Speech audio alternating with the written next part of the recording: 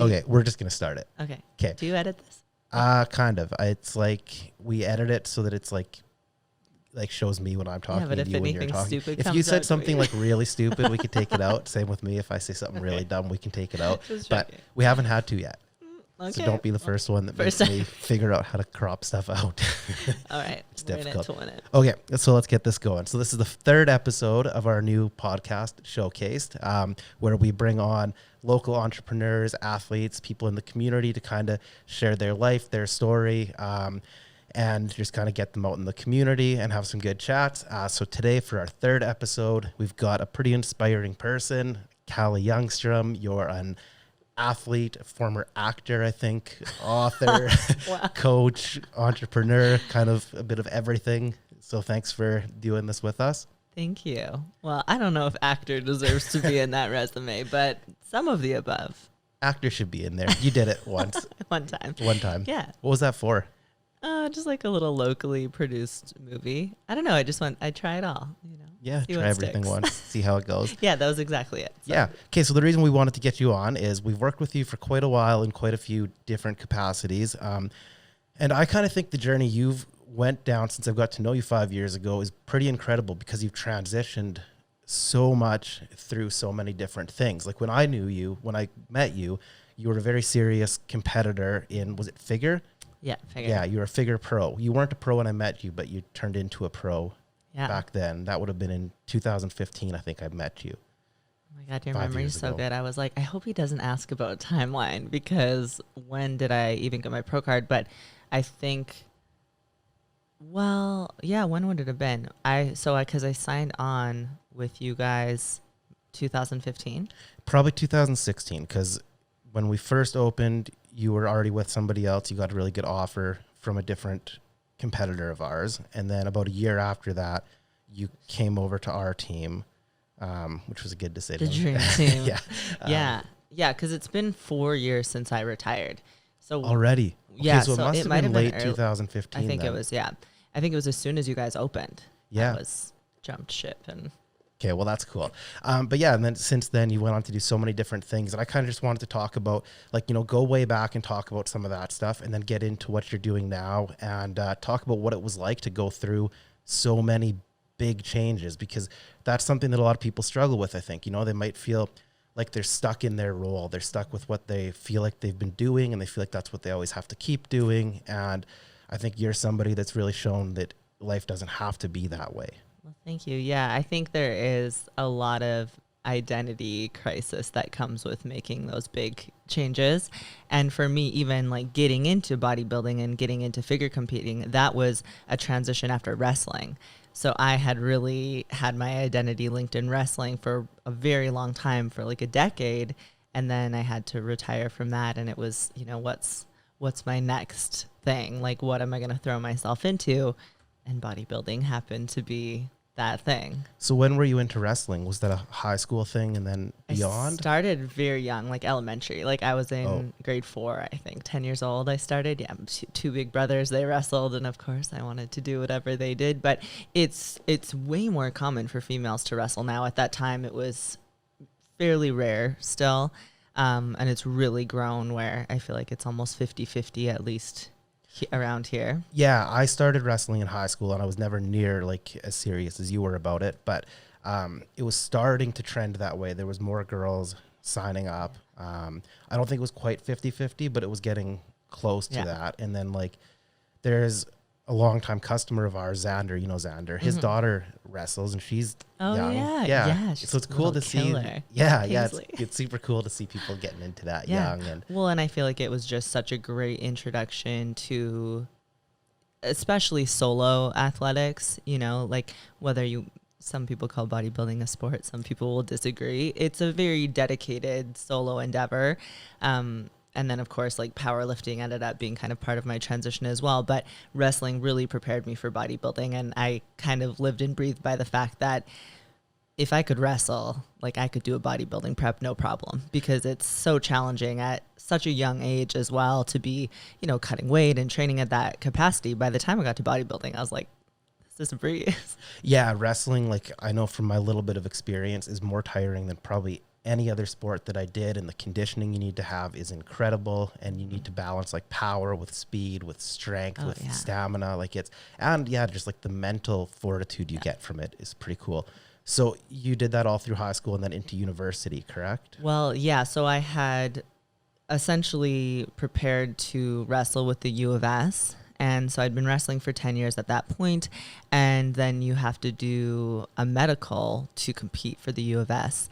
And at that point, I'd suffered from quite a few serious concussions. And essentially, I knew if I was going to be honest in that medical and tell them what was really going on, I was not going to be allowed to compete. And I had kind of kept pushing through this, pretty serious round of, like post-concussive symptoms. And I wanted to keep going. And so at that time, I decided like I had to start thinking more seriously about my future and put my health as number one priority. And so, of course, being honest, in this physical, I wasn't going to be allowed to compete. And I then decided like this was my time to step away from wrestling. And because so much of my identity was like intertwined with it, I kind of just quit cold turkey. Like that was it. Yeah. Once you're done, you're done. Yeah. But like realistically, probably a good call on your part when you start to see like all the CTE and the stuff that's coming out on the damage of too many concussions. And if you would have kept pursuing that, I doubt you would have done it like half-heartedly. So there probably could have been a few more concussions in your future. Absolutely. And it was becoming more and more frequent, and they were getting worse and worse, and the recovery was taking longer. Like it was very clear I needed a break from it. So yeah. And is it true that after you get like a concussion, it becomes easier to get them again and again? Yeah, that's what I've heard. And generally in my experience, absolutely. Like I hardly needed to get bumped at, by the end, and would be like blackout. And yeah, it's pretty serious business. And that's the thing at such a young age as well. So yeah, was ready to take that break. Yeah. Did they prescribe anything, like any recommendations for recovering from concussions back then? Like now they're starting to give some like nutrition recommendations and supplement recommendations, but I will disclaim this I'm from a very small town where I don't know if the medical care was at like the foremost of cutting edge. So no, it was just rest, no movement, like nothing specific. But now like I focus on ketogenic nutrition. I'm like, if I was to get a concussion now, or know someone who was to get a concussion, I would instantly put them on a ketogenic protocol. Yeah, and we should get more into the details of that later because I know you have a lot of knowledge and information on keto. That's not an area that I'm super well versed in.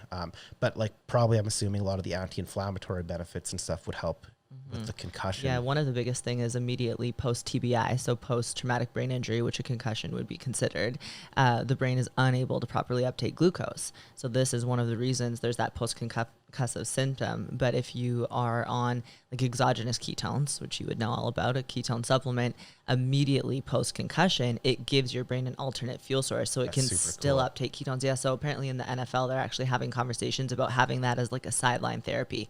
So instantly, if someone's knocked hard, they'll be using exogenous ketones. This is why I love doing this. I already learned something new. Yeah, I knew really like, cool. Creatine and omegas were starting to get recommended more and more for after concussion. I'm not going to pretend I actually understand why the creatine's getting recommended, but I know it does. Yeah. And I think it's actually supposed to be pretty helpful. Yeah. But that ketone thing makes a lot of sense. If you can't properly uptake glucose, like your brain's almost essentially starving for energy. Yeah. It's so interesting. Yeah, cool. Okay, so you completely quit this wrestling cold turkey, and then is there like a lull period, or did you already kind of have your sights set on getting into competing? It was super brief. I basically just knew I needed something. So much of my time and energy had been put into being an athlete from such a young age that I knew for my mental and physical health, like I had to keep training. So I was just getting into university, and at the time I didn't really know what else to do. So I just started going to the PAC, which is the university gym here, and I just started running. I took up running for a little while. And then fairly soon after that, probably within a year, I was introduced to bodybuilding. And I feel like this is the time where bodybuilding around here was really just starting to become popular. Like all of a sudden everyone blew up when it caught on, right? All of a sudden it was huge. Yeah. So I had never heard of, I remember it very vividly because I had never heard of, figure. Bikini wasn't quite as big at that point, but like figure was really the main category that was coming up. This was like the Dana Lynn Bailey period. Yeah. So I remember I saw like Instagram or something of Dana Lynn Bailey, and I was like, oh my God, who is this? Like, I want to look like her. What is this? Because I'd only ever heard of female bodybuilding in the sense of like female bodybuilders, like bodybuilding. Yeah. So I didn't know there was this option to be focused on aesthetics and that side of thing, but not be quite as big, you know, like not so severe. So as soon as I saw figure was an option, I was like, that's it. Like I started going to the gym and I was like, this is what I'm doing now. And that's how I operate generally. I'm like all in or not. So I think as soon as I started training, I was like, the goal was to become a pro. You weren't going to just do it to see how you could do it. You had to be a pro. And it's such a high level of dedication to do well in the sport at any level that I'm like, well, if I'm all in, I might as well just really go for it. So I trained for a year and I was a student. So I was going to not pay a coach and just do my own thing and like do it on a budget. And you know, my attitude was maybe a little overly confident, but I'm like, you know, I've been an athlete my whole life. I can at least do well at the novice level, just training hard and learning along the way. So I just kind of deep dove into the internet side of things to try and learn as much as possible. Yeah. And you can like to a certain level make up for a lack of like knowledge and experience and guidance with like intensity. If you have that like athletic background, like you already knew how to train somewhat, right? Like obviously there's going to come a point where you might need a coach, and it's probably a good idea to just get a coach right away. Yeah. But you can get away with it as you did for a little bit. Yeah, I pushed that for a while. And then it got to the point where I got a little stubborn with it because I started progressing on my own and, you know, didn't want anyone else to take the credit per se. So I maybe... Well, especially when that's your brand, right? Like your physique is kind of a big part of your brand at that point, and you're coaching people. Yeah. So when you can say that you did this to yourself, you coached yourself, you did the work, everything, it's good marketing. And I was my own experiment. And I think too, it gets to the point where you know your body best. So for a coach to come in, and of course there's high level bodybuilding coaches who have so much experience, you know, they'll be able to see your physique and know what to do. But I find that working with females is a different ballgame. I bet. And so, you know, if I was going to bring on a coach, it would take them a year to get to know my body. So I'm paying them thousands and thousands of dollars for a year of frustration and trial and error where, you know, at this point I've been an athlete my whole life, you know, started training myself and focusing on the nutrition side of bodybuilding where I was like, no one is going to know my body better than I do. So I just kept experimenting and it worked well enough that I kind of just kept going, and I did dabble with a couple coaches here and there, and I never had a great experience with them. So I just kept doing my own thing. Yeah. And did you coach yourself all the way up to becoming a pro then? Yeah, I coached. So I only actually, my competition lifespan was very short. I kind of went like quick and dirty in that I was going to go as hard as I can and get out as soon as possible.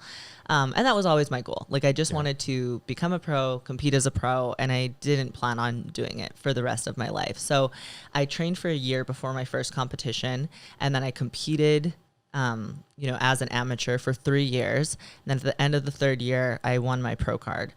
And so I placed third at nationals on the year that I ended up winning my pro card. And it was at that point that I tried to hire a coach. And this is like one of my favorite stories is that I placed, I should preface this by I placed first at provincials, but I didn't win the overall. Okay. And I was very upset about it, clearly. And like part of bodybuilding is that it's subjective. You know, it's just a different debate for a different time. But so I won my class at provincials, but didn't win the overall. I was pretty upset about it. And it was actually at that point that I tried to hire a coach, and the coach that I had as my number one want refused to work with me. You know, nationals was coming up in a month or so, and I was already conditioned. And once you get to that point of conditioning, you know, it's, well, if there's another show going, you might as well do it. Like that was the approach that I took. I'm like, I might as well do nationals, even if I'm not gonna, you know, place top 5 or whatever. I just want to do it, see if I can bring my physique in a little bit better. And I love the competition side of things. So I asked a certain coach if they would work with me, and they said no, and said I wasn't ready for nationals. And not only like would he not coach me, but that I should take a year off. And if I ever want to like do well at nationals and potentially become a pro in the future, I should just take this whole year off. And, you know, it probably was decent advice, like based on how I did at provincials, but I was not taking that as an answer. So I just ignored that and continued on. And I did find someone to help me for like the last couple of weeks before nationals. And then I ended up going and placing third at nationals, which was great for me. Yeah. And so this was the kind of like, it's always something that I've pulled on. It was probably good advice from that coach, but I also just had that fortitude and wasn't going to take kind of no as an answer. And if I would have listened to that person, I honestly believe I wouldn't have gotten my pro card that year.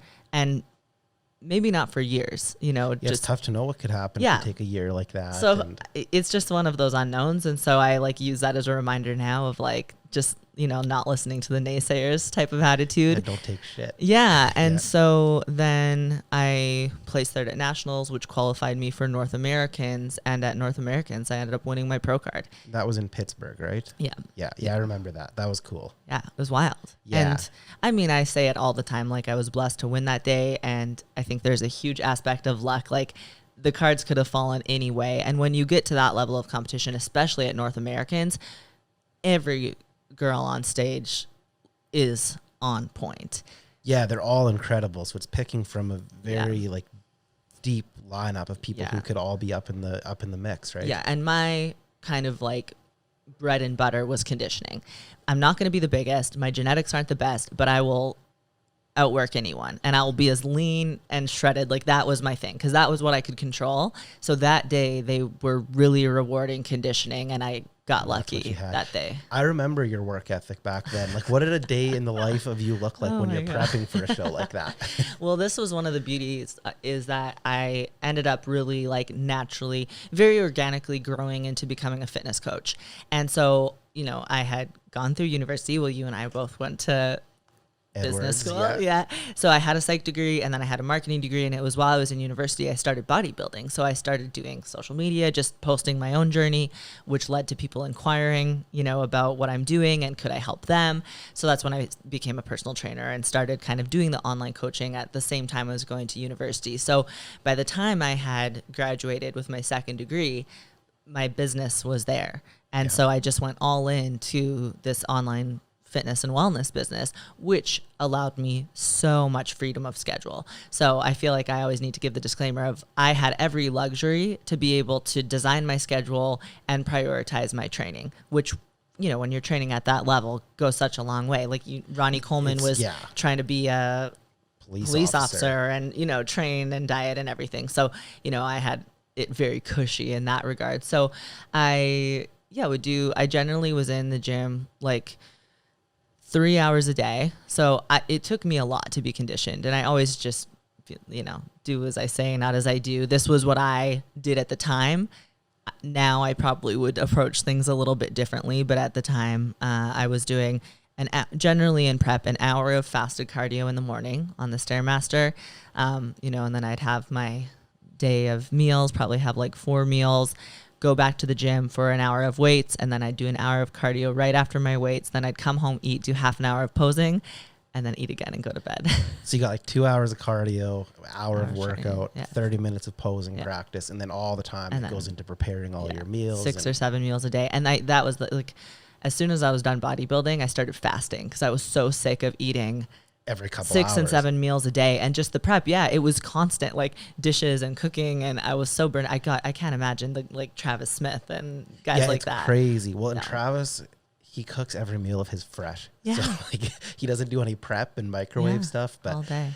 I think that'll change for him once he's done school. Like right now he can make it work. If you have the ability. Yeah, and he knows that that's not like his forever way, but he says, well, I might as well do it while I can. Well, and enjoy it as much as you can. Yeah. So it was just a constant. And that's the thing, when people say bodybuilding is a lifestyle, it's no joke. Like, and if you want to take it seriously, that is the level of commitment that it's going to be. And like, I really got to the point where I'm like, if I'm investing this much, I'm going all the way with it. Like, failure in this was not an option when I'd sacrificed that much time and effort and invested so much financially as well. You know, it's not a cheap sport by any means. So when you get to kind of like, you know, the pinnacle, achieving your pro card, like, was that a hard decision to let it all go essentially, or did it not really feel like letting it all go because you could transition it, like keep it to help your business still, or like how did you come to that?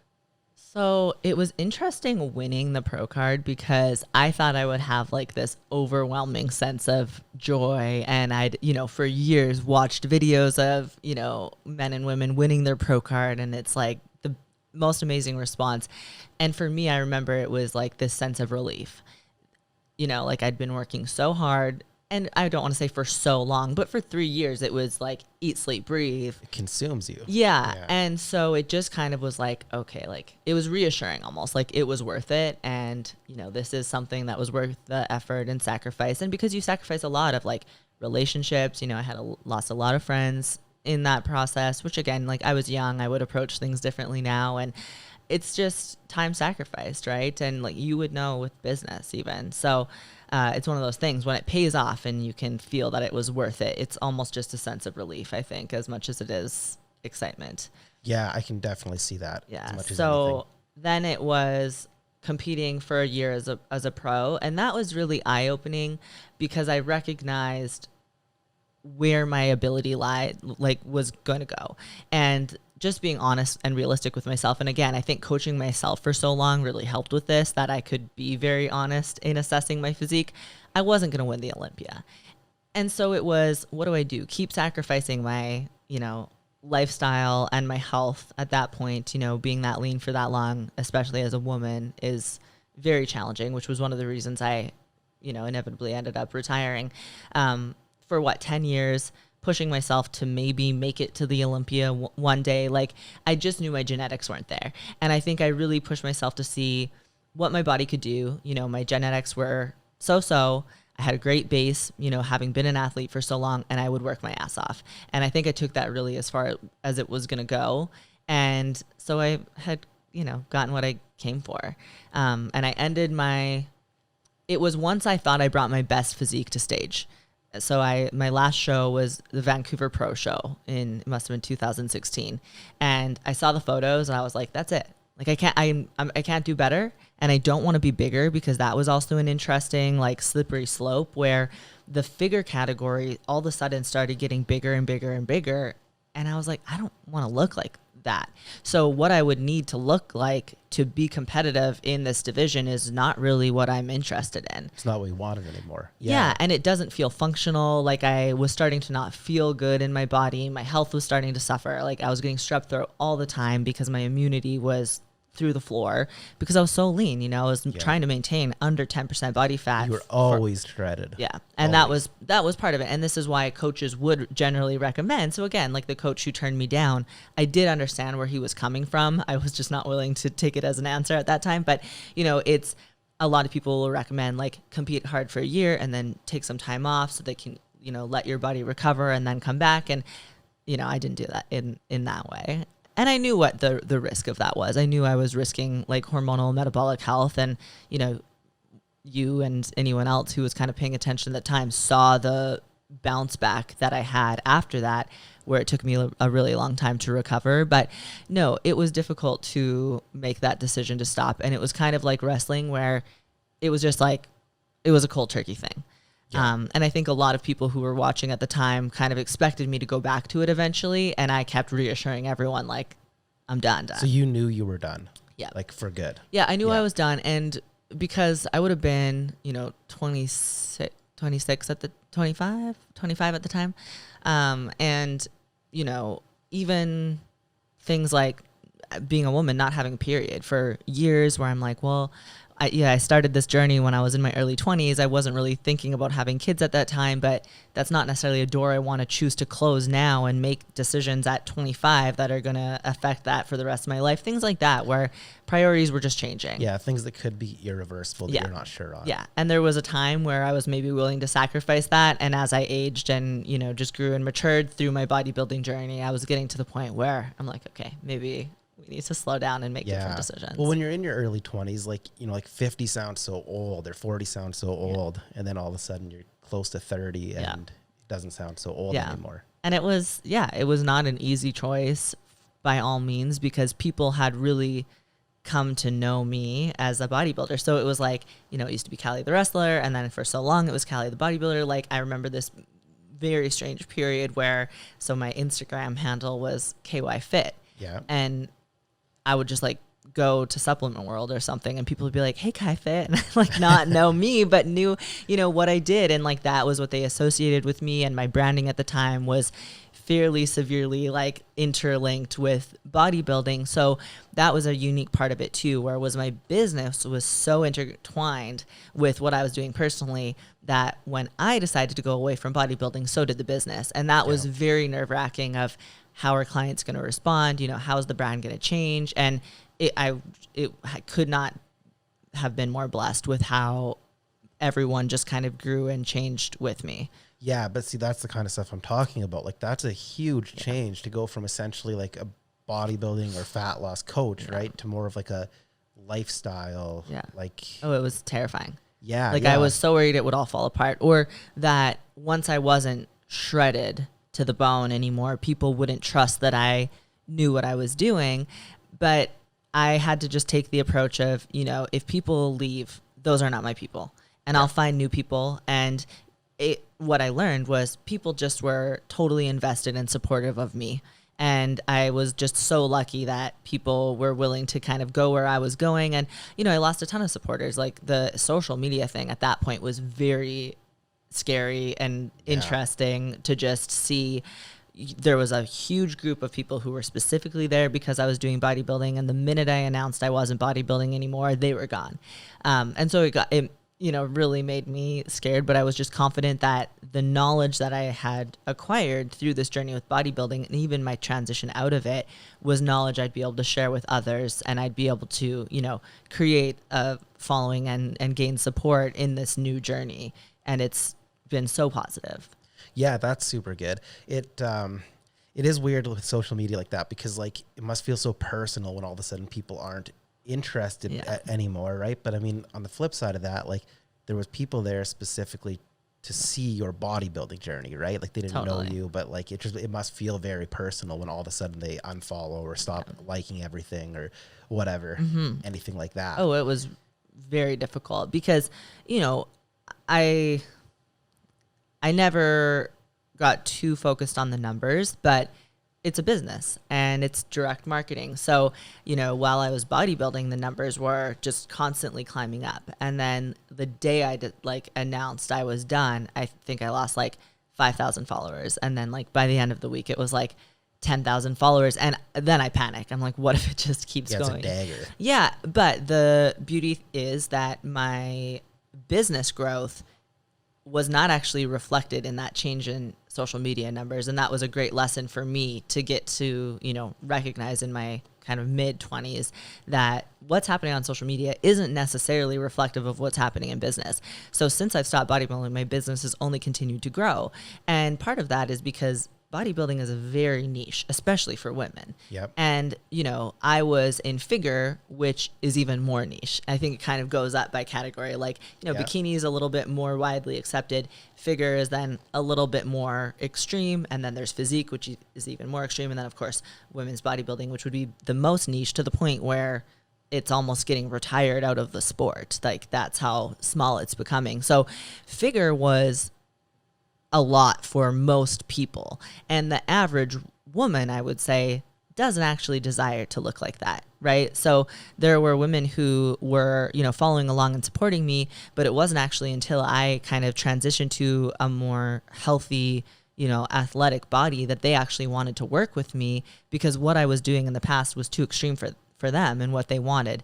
And I was sacrificing health at that time. And so how can I really be coaching and preaching health to the utmost extent when I'm not prioritizing mine? So this transition where now I've just been so focused on, you know, internal physical health, like from metabolism to hormones to mental health, I think has just allowed me to reach a larger subset of people, which is awesome. Yes. Like, who is your average client right now? Or do you even have one? Is it all sorts of different people?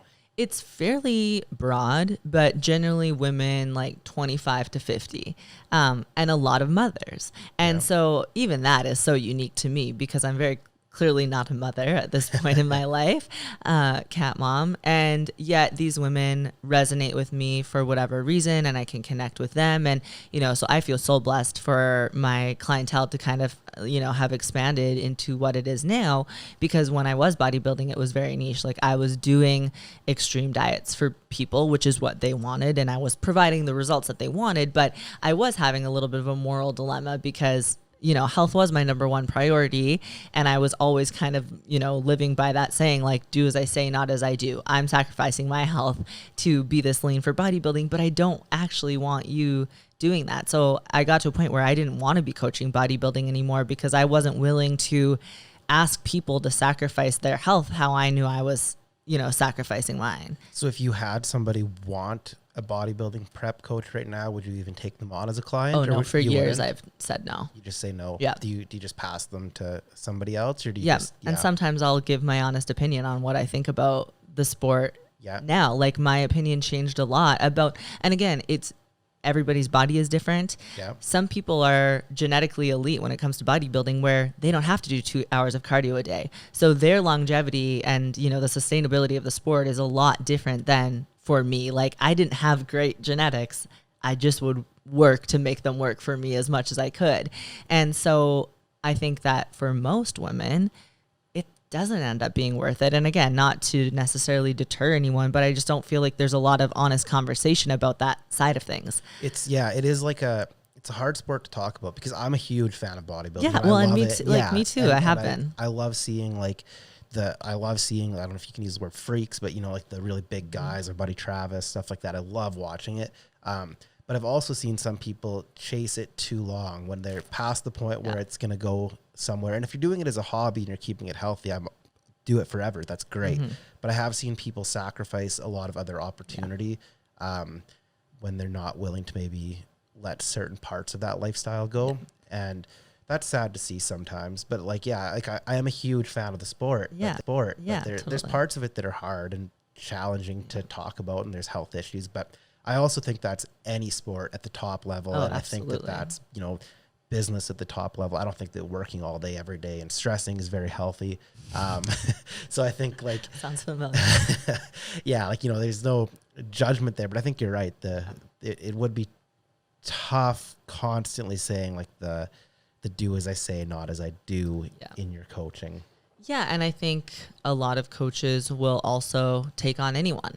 Yeah. If someone comes to you and says, I don't really work out and I've never dieted before, but I want to do a show. Yeah.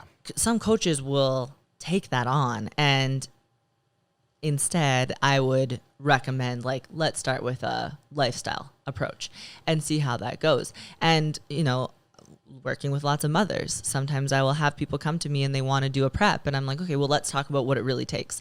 And if you want to do well, what time it's going to take, what financial investment it's going to take, the time away from your kids and your family, is that worth it for you? Again, one of the reasons I did it how I did it, where I got in and out quickly, I was young, I didn't have a family, I didn't have a lot of external responsibilities. No way would I want to sacrifice that time now at 29 and with relationships and families. I just wouldn't be willing to. And so that's one of the reasons I did it young, because I knew I wouldn't be willing to long term. So it's just finding that balance of what you're, willing and able to sacrifice, what your lifestyle allows. Again, I work from home. I have all the flexibility in the world. It's a different conversation if you have kids and you're working a 9 to 5 and finances are spread and resources are limited. It's just completely different. And I think that sometimes the draw and appeal of bodybuilding blinds people from thinking about the logistics of those day-to-day really things. Goes into it. Yeah. Because I would love to look like those guys do, but it's a lot that goes into it. It's time, sacrifice. It's hard. Okay. So anyways, getting back to your kind of business and your transition out of bodybuilding. So you're very into ketogenic nutrition now, and we talked a little bit about that earlier. So did you go straight into a keto diet after you got out of bodybuilding? So I was almost always keto while I was competing. Oh. And this was, again, one of the issues that I had working. I didn't want to work with coaches because I felt better eating keto. So I started eating keto based, and I say keto keto based because I have had periods of going in and out while I was bodybuilding, specifically for the certain look on stage, like to fill up and look a bit bigger on stage. But like prepping, I felt better on keto. I trained better on keto. I wanted to always be keto if I could. And I recognized that in my early 20s while I was going to university. I was really having brain fog. I just felt like I couldn't focus. Something felt off. I noticed when I stopped eating carbs in the morning, I started feeling better. So at this point, no one was really talking about keto. Like it's only been the last couple of years that's really exploded. I kind of just fell into it. So I kept cutting out carbs and kept feeling better and better. I had no idea what ketosis even was at this point. Like, 8-9 years ago. I just was like, well, this is what makes me feel good, so I'll stick with it. Then I start researching and I'm like, okay, I'm onto something. Like this is a totally different metabolic state and there's all of this incredible research about it. So I really went down the rabbit hole with that. And so by the time I was like 21, the amount I knew about keto, I was like, I will never eat another way long term. Like this is it for me in terms of what it can do, like for metabolic health, hormonal health, longevity, disease prevention. Like once I knew what I knew with keto, there was no going back. So what are some of the highlights of what it can do? So first of all, just like on a basic day-to-day, most people are going to feel way better energy, way better cognitive clarity, less hunger, less cravings, no slumps throughout the day because you're controlling your blood sugar. And so, for example, when people wake up ravenously hungry in the morning or wake up feeling groggy all the time, it's often a sign you're waking up in low blood sugar. And that's expected to happen. If you're eating carbs for supper or carbs before bed, well, your blood sugar spikes. And then in the middle of the night or by the time you wake up, you're waking up in a low blood sugar state. So you're not going to wake up feeling ideal. So then you have carbs in the morning to bring your blood sugar back up. You have a spike, right? And then by 10 a.m. or 11 a.m., you have a lull. And this is where people have like that mid-morning slump. Then it happens again after lunch when you had the mid-afternoon slump and all of a sudden it's 3 p.m. and you need a nap or you're craving sugar. It's all your body trying to level your blood sugar. Whereas with keto, if you just are eating a sustained ketogenic diet, your blood sugar is stable throughout the day. It will never be as low as it goes on a carb-based diet, which is very counterintuitive for people. People think if you're not eating glucose, you must end up having low blood sugar all day. But our body is a magical thing. And this is like one of the many arguments I would have that maybe our natural state's actually meant to be ketogenic, that we can create and control just enough glucose as we need. So our body needs a very small amount of glucose to survive. We don't need to ingest that glucose. Our body can naturally create exactly the amount that we need through gluconeogenesis, which is essentially, non-glucose substrates being converted to glucose within the body. So of the 3 macronutrients, protein, carbs, and fat, protein is essential. Fat is essential. There's nothing essential from carbohydrates, and there's not a single micronutrient available within carbs that you can only get through carbs. So is there anybody that you wouldn't recommend keto to? Very rarely. Very rarely. Like I work a lot with diabetics, type 1 and type 2. A lot of times you'll hear the word ketoacidosis pop up when you talk about type 1 diabetic specifically.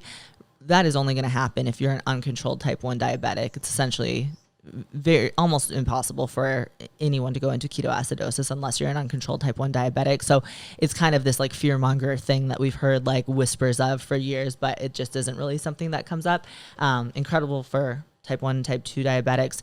The only time I would maybe not recommend a pure ketogenic diet is for someone doing specifically like HIIT sports, like something where you're using a combination of like high intensity sprints and then also endurance. I would actually recommend a like targeted keto or like a combined keto carb approach. But again, there's not really anyone who I would say no go keto because of how it works in the body. And so when you're working in a ketogenic state, you can tap into 70,000 calories of stored energy. When you're running on carbs, you've got 2,000, maybe as an elite athlete, 3,000 calories of stored energy. So like no one's having this conversation in athletics. I'm like, if we're playing sports for over an hour, which most professional sports are over an hour, why would we not opt for the system of energy that's essentially an endless supply of energy versus the system where we bonk out at 2,000 calories. That's not normal. We've normalized it. And I have not, for a lot of years, especially in the bodybuilding community, I was not super outspoken about keto because it gets a lot of flack. It can be polarizing. Yeah. Yeah. And I'm like, you know what? The research speaks for itself. And when I got into keto, I didn't have eggs in any basket. I was researching anything and everything about nutrition. I've tried plant-based, I've tried carbs, like I've tried everything. And I was just always listening to my body to see what felt the best.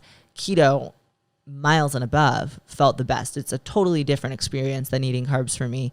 And so that led me to the research. And once you really look into the research, it's pretty phenomenal. And I say it all the time, and I mean it when I say it, that I really believe keto is the way of the future. People are slowly starting to understand the benefits of it.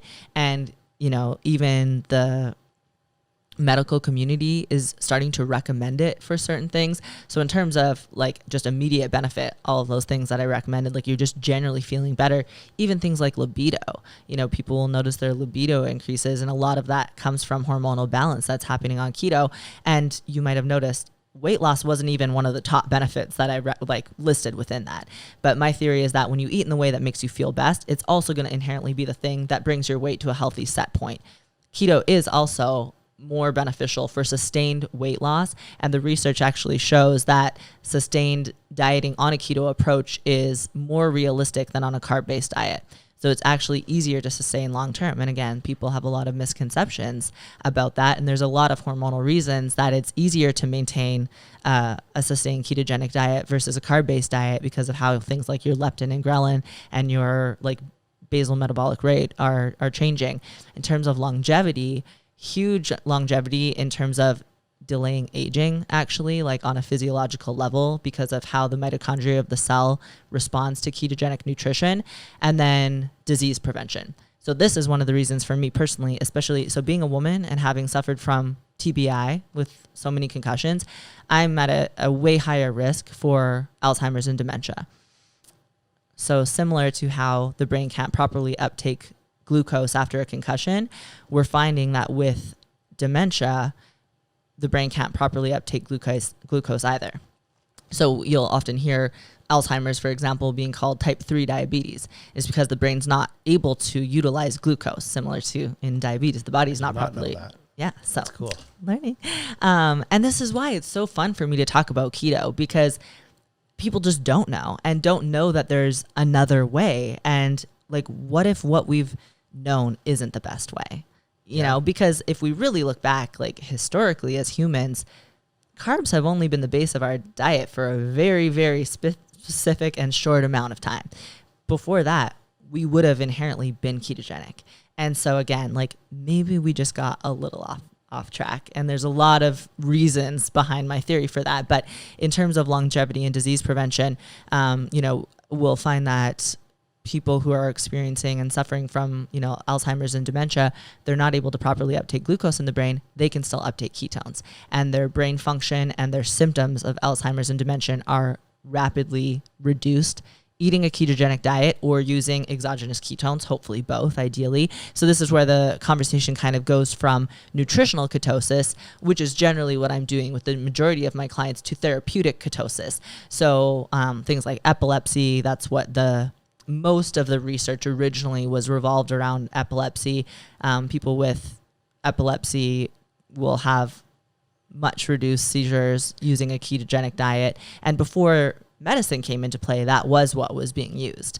And then now we're seeing MS, Parkinson's, cancer, all hugely impacted in a positive way from ketogenic nutrition.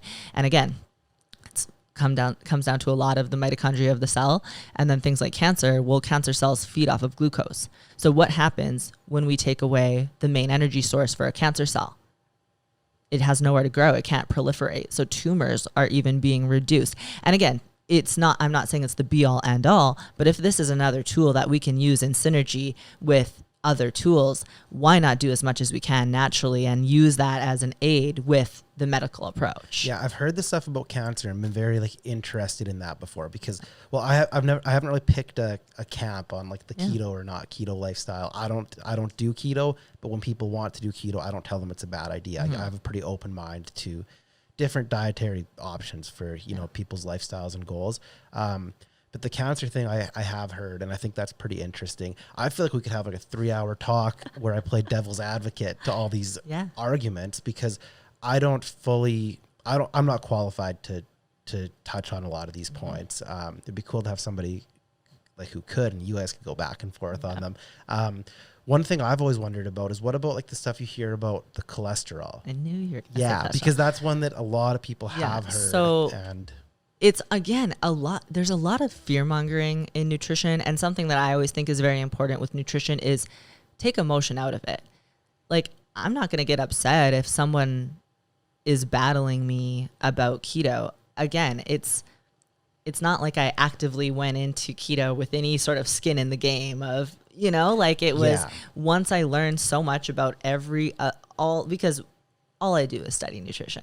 And, you know, at this point I've been studying more specifically keto for close to a decade. Like it's just so powerful. So there's no emotion in it.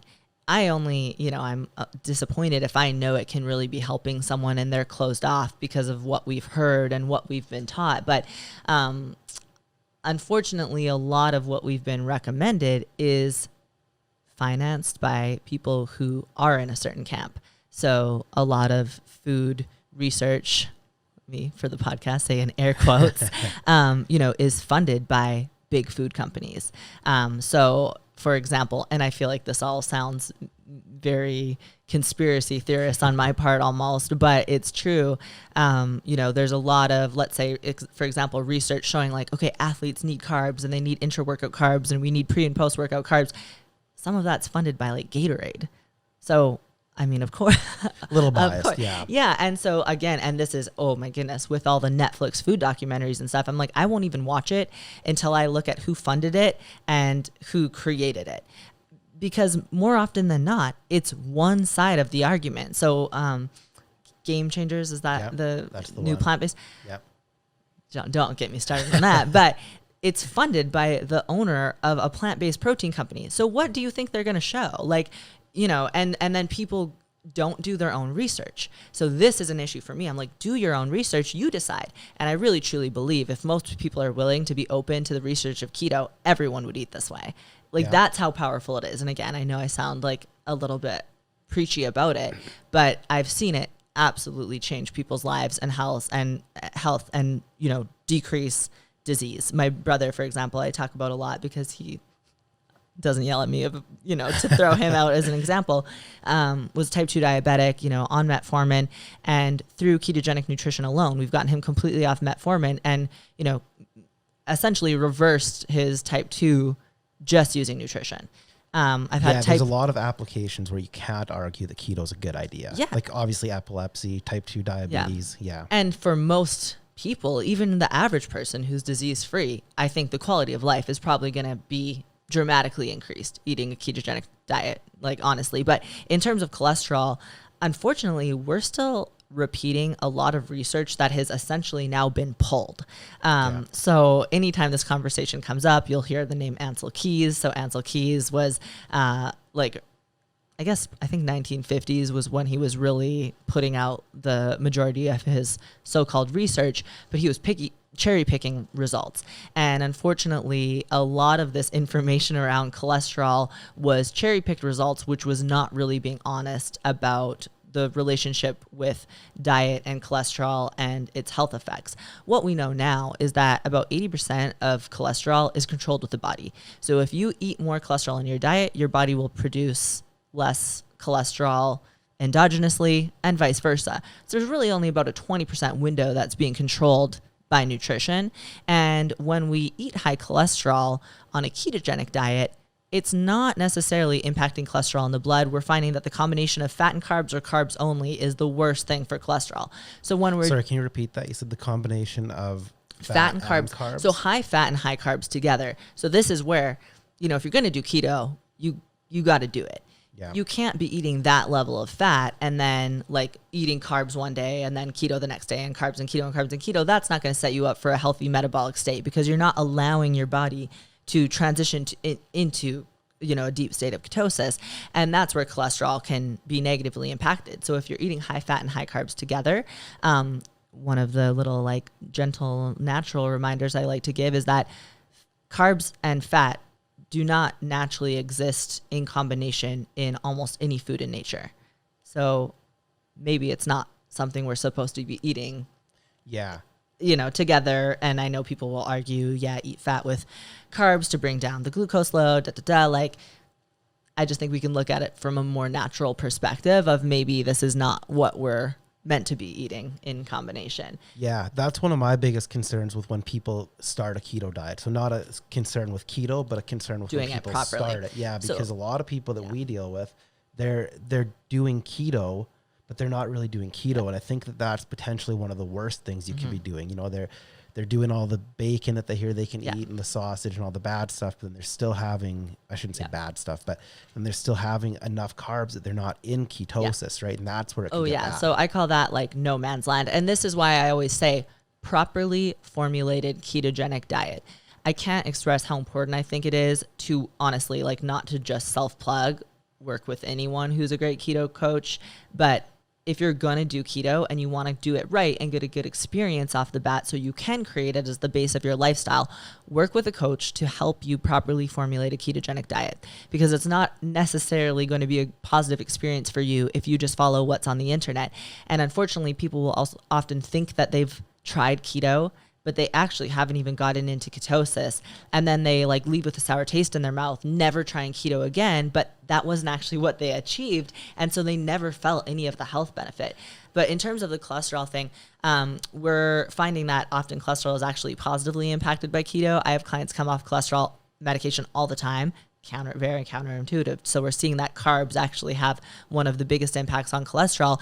And then there's also a whole new subset of research showing like maybe high cholesterol in the blood doesn't actually mean anything too negative. I've seen some of that stuff coming out too. So the carnivore conversation often goes in that direction of, okay, maybe my cholesterol is slightly elevated. All my other biomarkers are improved and my arteries are essentially clean. So what is this high cholesterol really reflecting? So this is an issue now where people are maybe doing keto and their cholesterol does go up a little bit, but it's not necessarily worth panicking about. So what if your cholesterol is slightly increased, everything else is fine, and everything else has improved? Do you then like throw the baby out with the bathwater and you're like, well, my blood sugar's down, everything else is good, I've lost weight, I'm feeling better, my libido's up, my period's regular, but my cholesterol's up, so I better not do keto.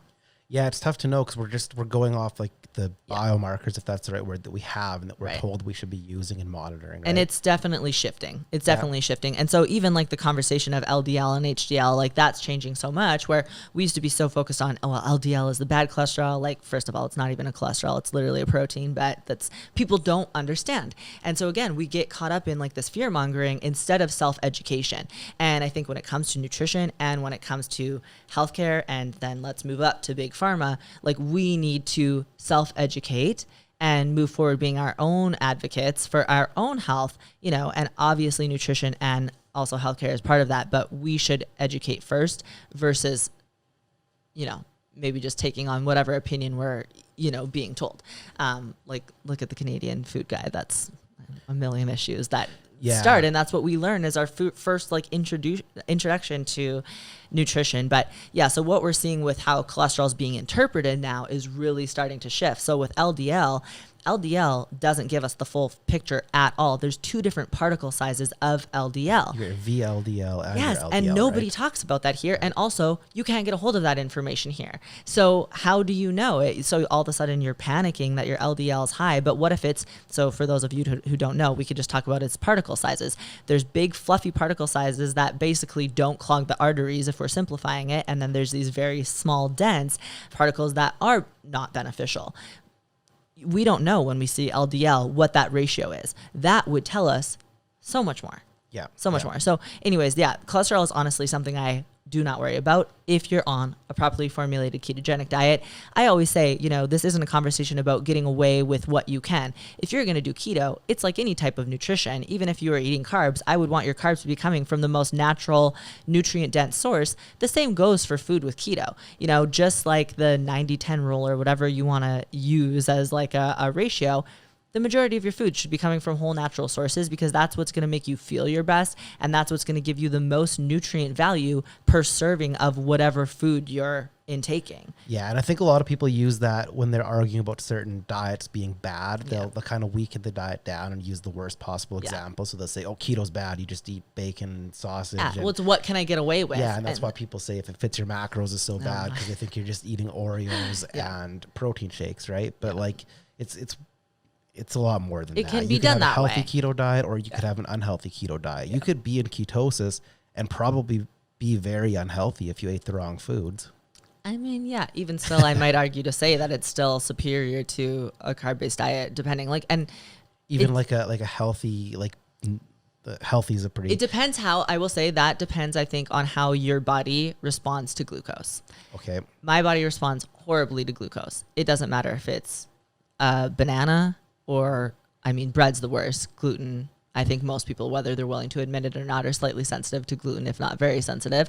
But if it's banana, sweet potato, bread, I feel like shit. Like to be what do you feel like? Like tired or foggy? My energy's low. All of a sudden, I'll be starving all the time. If I have like a day or two where I go away from keto, which honestly rarely happens because I don't want to. Like, I'm at the point where I've been eating this way so long, there's never really a, oh my God, I wish I could have this carb or not, because it's all about how my body feels. I feel so much better eating fat fueled that I don't crave any sort of carbohydrates. I crave protein, I crave fat. But if I do have carbohydrates, you know, I'll be hungry in 2 hours. And then the next day I wake up starving and my energy's low and my focus is low. And I can't just speak so freely off the top of my head. Like, it just thinks like everything's a little slow. And I think brain fog is the best way to describe it. And then those cravings and like constant hunger for most people would be, dramatically impacted. So, you know, that's an interesting conversation of what would be more beneficial. Dirty keto is what we would call that. Like dirty keto, where you are actually in ketosis, or a super healthy carb-based diet. And I think that would come down to how your body responds to glucose. But I do think that there's huge value to maintaining that low insulin state that the camp still could, for me, lean towards dirty keto. And so you think there's like a difference in how people respond to glucose. So for some people, it might be less detrimental, in your opinion, to not be on a keto diet than for others? Or do you still just think that it's... I just think everyone should do a healthy keto diet. And I shouldn't say it like as such a blanket statement, but I do say, and I say this all the time, I think unless there is any specific health reason where you couldn't do keto, which I can't think of any specific circumstance, honestly, why someone shouldn't do keto. I think that everyone should try a properly formulated ketogenic diet for at least 2 to 3 months. Like, give it a solid 2 to 3 months. That's such a short amount of time in the grand scheme of things, and see how you feel. And I truly believe this, and I've seen it time and time again. Almost everyone will never go back to eating a carb-based diet. They stick to it. It's how different it feels. And again, our emotions become tied with nutrition, and we get very comfortable with a certain nutritional approach and unwilling to change. And I'm like, what if you could feel so much better? Because that's part of it. Oftentimes people don't recognize that they could feel better because we're used to our normal state. And then once you go into ketosis and you're not having those blood sugar fluctuations throughout the day, that alone is like, oh my goodness, I had no idea. And like fasting, you know, people try and fast while doing a carb-based diet. Well, fasting on keto is a totally different experience because you're not going into a fast in a low blood sugar state. And then your blood sugar is stable throughout the entire fast. So I think everyone, honestly, if they're able to and really willing to do it properly, if you give yourself 2 to 3 months on a keto approach, it will almost most definitely become the base of your nutrition. Interesting. I'm probably still not going to try it. I don't know why. I've always been kind of curious about it, but I feel pretty great. I feel like most of the time. We should do. Yeah, but what if you could feel better? Well, I know what if, but I also know that I'm not gonna stick to it. I just, Okay, but I will say, I think that oftentimes people expect it to be a lot more restrictive than it is. I'm open to the idea that it would be very not restrictive, but for me, what I've come to really enjoy is the fact that I've found this new balance where I can be eating my kind of style of eating while I'm on my own. And then for the example, this past go weekend, out I was and- camping yeah. for 4 days, and I just ate everything that was there with everybody, didn't think twice about it at all, and then just back on plan today. But And why I not feel do that great. and do keto? Like that's, so I say keto based. Yeah. Because if you go into keto expecting, unless you're doing it for therapeutic reasons, right? So that would be a specific health reason, or if you're, like a type 1 or type 2 diabetic, then I say that's your daily prescription. You don't get the luxury of flexibility that someone with a totally healthy, metabolism and healthy hormones may get. So I just want to kind of like give that disclaimer of there are people where it is the prescription, essentially you're doing this so you don't have to take medication or can take less medication. So you maybe don't get the luxury of that flexibility. It's tough, but I think it's much better than, living a life on more medication. So for someone like you, keto based can mean that you are keto maybe the majority of the time. So when you are doing your own thing, and then every so often, like, because how often is it that you're camping or you're it's away? not that often. So then I could have the famous Wadena Bakery Boston cream pie once. And then you come back to it. And that's the thing. I think, again, people set up these boundaries and, preconceived notions about, well, I can't do it because I'm not going to stick to it 100% of the time. Well, you don't stick to any diet 100% of the time. And that's not the goal. If you go in with that goal, I say, if you go in with the goal of perfection, you're inevitably setting yourself up for failure. It's like the most basic form of self-sabotage. You've kicked yourself before you've even started because it's not realistic. Like, food and social enjoyment is part of the human experience. And so it's not taking away that. But if you could have better health, disease prevention, better longevity by eating keto 90% of the time and then still having, the donuts and that type of thing every now and then, like, I think there's huge value to that. Yeah, and I definitely don't disagree with you. That's actually why, I was excited to talk with you about keto. I know you're very passionate about it. And I've been trying to get you to drink this Kool-Aid for years. Yeah, but see, I never feel like that. I feel like you're presenting like the research that you have done. You have pretty open-minded views on situations like that. And like anytime somebody comes in wanting to do keto, that's why I send them to you, because I know that you'll look after them and have them doing it properly, because I'm definitely not against keto like a lot of people in the fitness industry are that don't do keto. Well, and I do think, like, I also, as much as I'm such a keto advocate and I want everyone to do it and try it, and part of it's because I really do believe in the longevity of it. So right now you feel good, which is awesome. And I do take if it's not broke, don't fix it. Like, I think that's a big part of it. But, longevity wise, you can start making these choices now, to help you in the future. And so that's one of the reasons I'm so passionate about it. And I consider it investing in your physical retirement fund. And so oftentimes, like, I have found, being in the health and fitness industry for so long, people are really focused on the right now. And there's not a lot of conversations, I feel like, with coaches that are about, okay, but also what about 50 years down the road? So like female clients, for example, I'm like, I don't care if you're happy with how you look right now and you're happy with your strength right now. I want you doing resistance training right now so that you don't have osteoporosis in 20, 30, 40 years. Like, we're going to start making these changes now because this is when you have to make them before it's too late. Like, we need to be proactive in it. And I do really feel that way nutritionally as well. Yeah. And I think for those types of changes, it gets harder to make them the later you get into life. Like, oh God, my mom got into weight training a couple of years ago, which I think is so cool because she is great. But normally, like, if somebody's in their early 50s or late 40s or something like that, they're probably not going to pick up a new lifestyle and just change changing like that. habits. It's hard. I am so inspired to work with so many of the clients that I do who are totally 180ing their nutrition after decades. But then again, I always say, we have to be patient with ourselves. And I think that's part of it with nutrition and that feeling of failure. We get very dogmatic about, it's all or none. And, well, I fell off keto, so that's it. I'm like, you didn't adopt these habits in 8 weeks or 12 weeks, that you're not necessarily going to undo them in 8 or 12 weeks as well. And I think, we're so results driven and we want it now. So, I always try to really preach that patience of, it's not going to happen overnight, but we can start making these changes, you know, slowly. And with keto, it's a very interesting thing where, you know, so I do a lot of group programs where we work in 8-week chunks. And I do 8-week programs back to back to back so that people can do a few, because generally that's what's needed to gain that confidence and gain that consistency. And then eventually they're educated enough and confident enough to go do it on their own. You know, that's my goal as a coach. I don't want someone to have to rely on me for the rest of their Forever, life. yeah. If I'm doing my job right, I should educate them, give them the tools that they need, the confidence they need, and then they can go on their own. You know, like yesterday, I just made a post where a client's, you know, leaving me after 8 months, and it's so bittersweet, but she's gotten what she needs. And that means I did my job, you know? So it's just finding that journey on your own and being patient with it and like investing the time. And so the 2 steps forward, 1 step back. I think that when it comes to keto specifically, so it's interesting because right in the beginning, once you transition, you're like, oh yeah, I feel way better. Like I can't believe I ever ate a different way.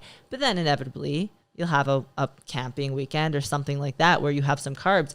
Sometimes that's reminded to be like, oh yeah, I feel way worse eating a carb-based diet. And this is why I'm not doing keto because it's forced on me. This is my natural choice because I do feel so much better. So it's a journey. Like it's a journey for sure. And like I said, I say like probably 8 to 10 years at this point, I've been keto based. I did have times through bodybuilding where I would go in and out of keto.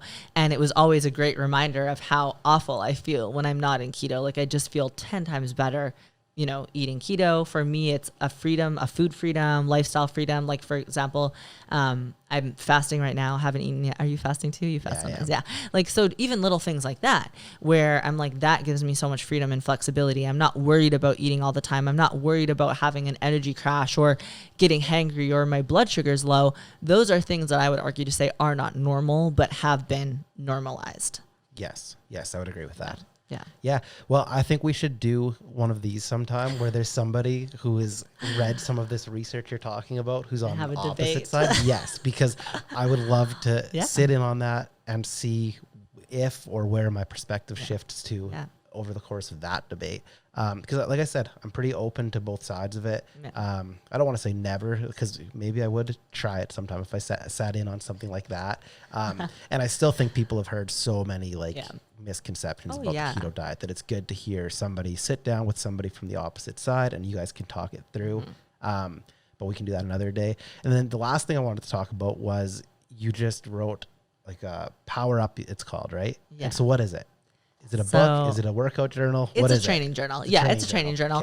Okay. People are like, you published a book? And I'm like, well, technically I published a book, but it's very limited writing on my part. So mostly a blank page training journal, and kind of like the training journal I wish that I'm kicking myself. I wish I would have had this for the last 10 years, you know, versus now, because I was training in such a specific way with bodybuilding and powerlifting, which we never even got into the powerlifting side of things. But yeah, so it is, you know, kind of marketed for bodybuilding, powerlifters, weightlifters, but it's great for tracking any style of workouts. And you can track like your meals that day, like how your workout felt. So you can really start like dialing in to progressing. You know, and I think oftentimes it's divided where we're thinking about nutrition on its own and the workouts on its own. And one of the things that I really wanted to do was combine the tracking so you can start, you know, recognizing the relationships of, okay, my workouts are better. So this is a nutrition and training journal where they kind of like the only things I have listed to like track for nutrition is like your pre-workout food, but like pre-workout energy. And so you can start kind of, you know, connecting the dots for things.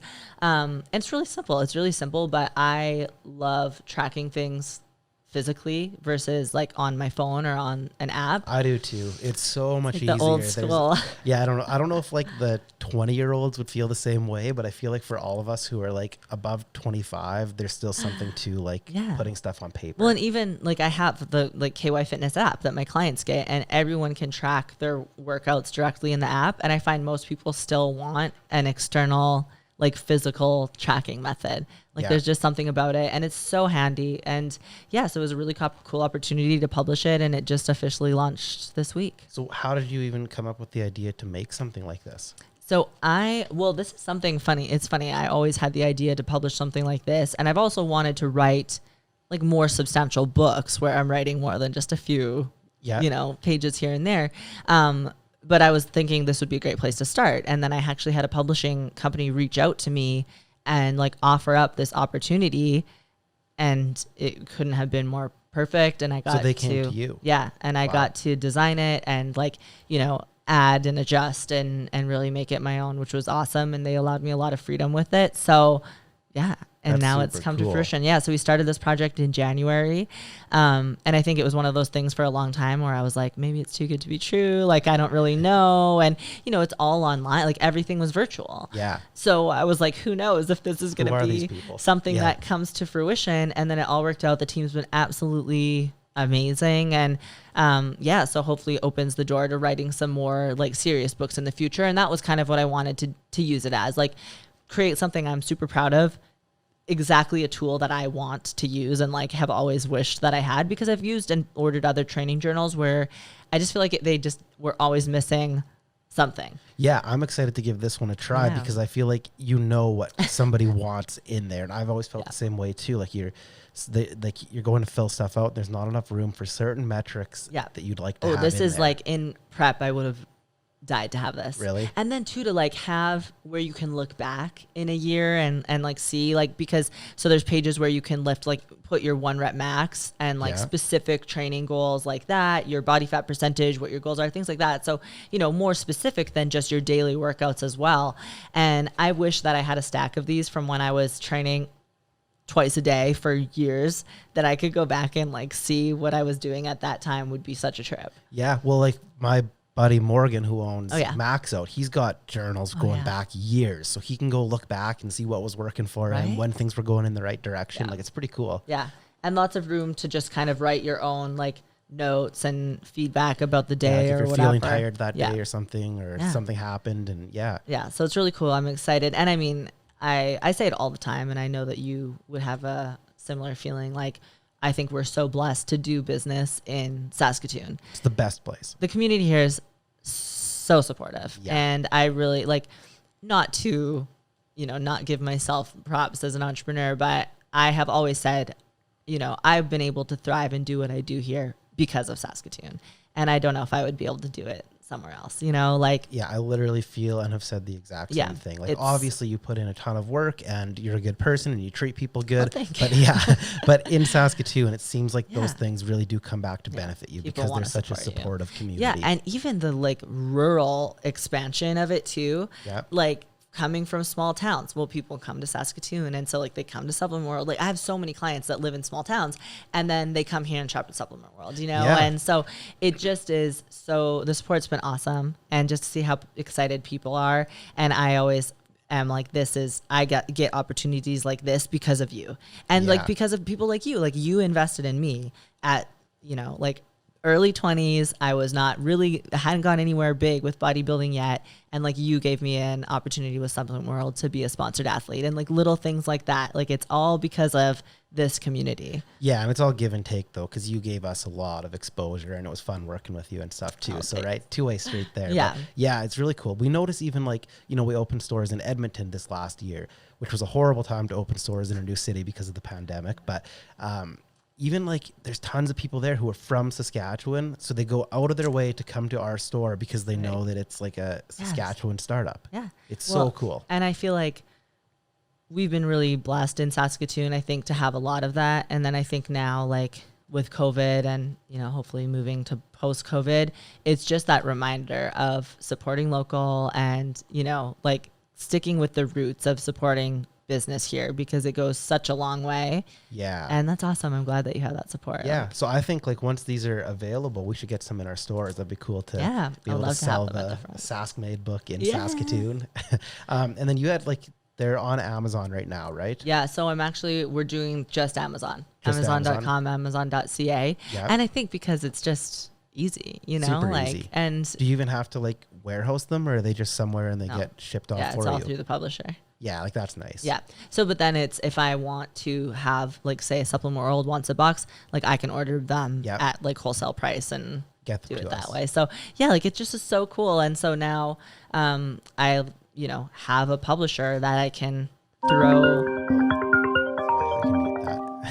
that I can throw like other ideas at. And if they want to publish it we can move forward. And yeah, it's been a really cool experience. And so great way to dip my toes in the water of what does like creating and publishing a book require and what are the steps. And, you know, because they kind of held my hand through the marketing and like pre-order portion of it. And so it's been a great learning experience. And it seems like it took off pretty quick on Amazon, didn't it? Like you were on like the #1 page in the category. It's been wild. It's been wild. That's crazy. Yeah. So it's hit a few like cool spots, and it doesn't necessarily stay there for very long, but there's so many books coming and going on Amazon all the time. So like our goal was under workout journal. So when you just type in workout journal in the search bar, to have Power Up on page 1, because that's where it's not just people who know me and are supporting me see it. It's who anyone in the world is coming to look for. They a want a workout workout journal. They're seeing yours. So that was really the goal, was to get it there. And we did get it to page 1 a few times. I don't know if it's still there. So that was awesome. And then like the best sellers, like top 100 under like fitness and exercise. So just like little cool things where I'm like, you know what, it's maybe just a workout journal, like, you know, not to undermine it, but that's such a cool thing for me, which, you know, is like a dream what an come opportunity, true. right? To like a great stepping stone. Okay, well, this was awesome. It was fun. I know. I feel like we always can talk for 5 hours, no matter if we're on a podcast or just hanging out in the store. Yeah, but we'll do another one. We'll argue about keto. Yeah, we'll do you a and somebody. keto debate. Yeah, maybe Mark Morris comes to mind as somebody who would be fun to do it with. But I appreciate your time. Fun. Is Yeah, there anything thanks else for you want to having add? me. No, I appreciate it, and make sure you guys subscribe. Yeah, and where can they find your coaching if they want to learn about keto? Oh, kyfitness.ca. Yeah, kyfitness.ca. Everything's there, and then Kalli Youngstrom is my Instagram. Changed it. Yeah. Oh, it's had many reiterations. And then, the book's Power Up on Amazon.ca and Amazon.com. Okay. Thanks, Kalli. Thanks, Josh.